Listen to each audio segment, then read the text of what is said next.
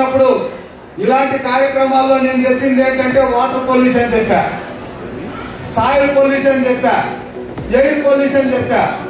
కానీ ఇప్పుడు technology, IT pollution, దీని తీవ్రత ఎంత ఉందంటే 3.8 మిలియన్ మెట్రిక్ టన్స్ అంటే లారీలో చెప్తాం. ఒక లారీలో 20 టన్నులు పోతుంది అనుకుంటే మొత్తం ఎంత ఉంటుంది తెలిసిన 2 లక్షల లారీలు సరుకుంది. మన పంచాయతీలు కానీ డంప్ చేస్తే ఒక్కొక్క పంచాయతీకి 16 లారీలు డంప్ చేయాలి.